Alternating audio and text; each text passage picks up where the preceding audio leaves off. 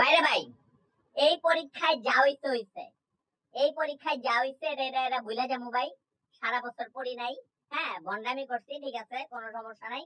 এই পরীক্ষা এমনি দেখতে দেখতে চলে আসছে, ঠিক মতো প্রিপারেশন নেওয়া হয় নাই।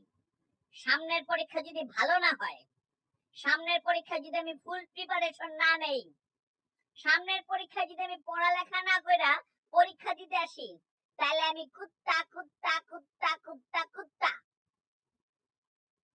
Samner Poe, Rick Hey Ami.